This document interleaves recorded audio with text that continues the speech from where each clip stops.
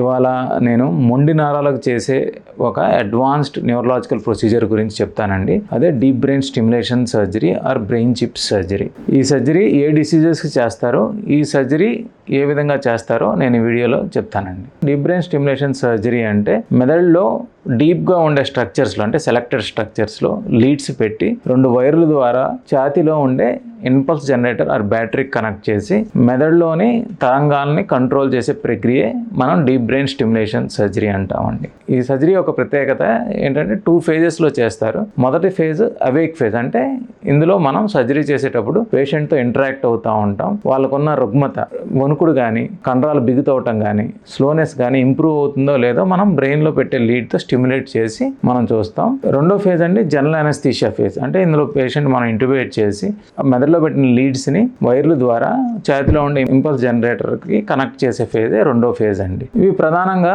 ఏ నరాల రుగ్మతలకు చేస్తాం మనం ఇప్పుడు చూద్దామండి. మొదటగా అడ్వాన్స్డ్ పార్కిన్సన్స్ డిసీజ్, రెండోది డిస్టోనియా, మూడోది ఫెమిలియల్ ఎసెన్షియల్ ట్రెమర్, అంటే వంశపారంపర్యంగా వచ్చే వణుకుడు జబ్బుకి మనం ఈ సర్జరీలు చేస్తాం.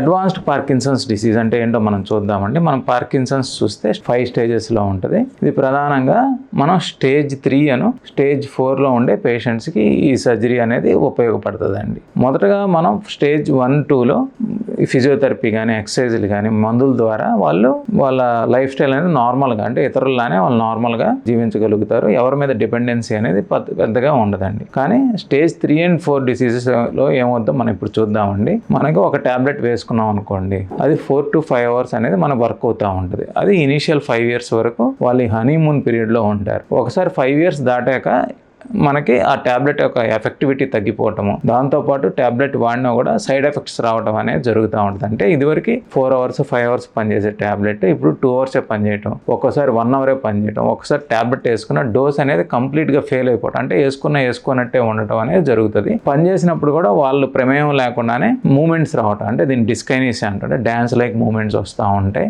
ఈ టైంలో కూడా ఆన్లో ఉన్నా కూడా వాళ్ళు చాలా పనులు వాళ్ళు చేసుకోలేకపోతారు. దాంతోపాటు ట్యాబ్లెట్ అయిపోయిన తర్వాత, అంటే 1 hourలో ట్యాబ్లెట్ ఎఫెక్టివ్నెస్ పోయింది అనుకోండి, ఆ టైంలో కనీసం వాళ్ళు నడవలేకుండా ఉండటం, పక్కన వాళ్ళ మీద డిపెండ్ అయిపోవటం, ఫెమిలియల్ బర్డెన్ అయిపోవటం అనేది జరుగుతూ ఉంటుంది. దాంతోపాటు ఒక్కొక్కసారి వాళ్ళ బెడ్ మీద దొరకటం కూడా కష్టం అయిపోతూ ఉంటుందండి. ఎస్పెషల్లీ ఈ సర్జరీ అనేది ఈ స్టేజ్ 3 and స్టేజ్ 4 పేషెంట్స్కి మనం చేస్తాము. వాళ్ళకి ఉండే ప్రాబ్లమ్స్ లైక్ డ్రగ్ ఫెయిల్యూర్స్ కానీ, వేరింగ్ ఆఫ్ కానీ ఈ సర్జరీ వల్ల చాలా మటుకు తగ్గుతాయి.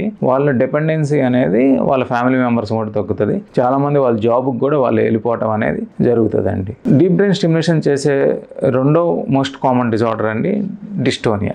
డిస్టోనియా అంటే మన ప్రమేయం లేకుండానే కండరాలు మెలితిప్పే డిసీజ్ అండి. సపోజ్ మనం ఏమైనా పని చేయాలనుకోండి, బ్రెయిన్ కమాండ్తో మన చెయ్యి అనేది మనకు వెళ్తూ ఉంటుంది. కానీ వీళ్ళకి ఎటువంటి వాలంటరీ కమాండ్, అంటే బ్రెయిన్ కమాండ్ లేకుండానే అబ్నార్మల్ పోస్చరింగ్లోకి చెయ్యి వెళ్ళటం, లేకపోతే మెడ ఒకవైపు తిరగటం, కళ్ళు మూతపడటం, రాస్తంటే పెన్ను వంకర పోవటం అనేది జరుగుతూ ఉంటుంది. ఇవన్నీ అంటే ఒక పార్ట్లో వస్తాయి, అంటే మెడకు రావటం, తలకు రావటం, చేతికి రావటం, కాళ్ళకు రావటం జరిగితే దీన్ని మనం ఫోకల్ డిస్టోనియాస్ అంటామండి. చాలా మటుకి ఫోకల్ డిస్టోనియాస్ వరకు మనం మందులు లేకపోతే ఇతర ఇంజెక్షన్ల ద్వారా వాటిని కంట్రోల్ చేస్తాం. కానీ కొంతమందిలో జనరలైజ్డ్ డిస్టోనియా అనేది వస్తూ ఉంటుంది. జనరలైజ్డ్ డిస్టోనియా అంటే మోర్ దెన్ 2 segments, అంటే మెడ భాగము, చేతులు, ట్రంక్ కనుక ఇన్వాల్వ్ అయిపోతుంది, అంటే మోర్ దెన్ 2 parts కనుక ఇన్వాల్వ్ అయిపోతే దీన్ని జనరలైజ్డ్ డిస్టోనియా అంటాం. కొంతమందికి ఒళ్ళు మొత్తంగా వాళ్ళ ప్రమేయం లేకుండా కంట్రోల్ మెలి తిప్పుతూ ఉంటాయి. మందులు వాడటం ద్వారా 10 to 20% వాళ్ళ రెస్పాన్స్ వస్తుంది. అంతకంటే మనం మందులు పెంచితే సైడ్ ఎఫెక్ట్స్ వస్తూ ఉంటాయి. సో ఇవి అంతా మెదడు తరంగాల్లోనే అబ్నార్మాలిటీ వల్ల వస్తాయండి. ఇది మెదడు భాగంలో జీపీఐ అనే ఒక భాగం, అంటే మెదడులో డీప్గా ఉండే జీపీఐలో లీడ్స్ పెట్టి అక్కడ ఉండే తరంగాలని మనం కంట్రోల్ చేయడం ద్వారా ఈ డిస్టోనియాని మనం కంట్రోల్ చేయొచ్చండి. ఫైనల్గా ఇంకో డిజార్డర్ అంటే ఎసెన్షియల్ ట్రెమర్. అంటే ఇది జనరల్గా ఎసెన్షియల్ ట్రెమర్ అంటే వణుకుడు జబ్బు. ప్రిడామినెంట్గా వణుకుడు ఉంటుంది.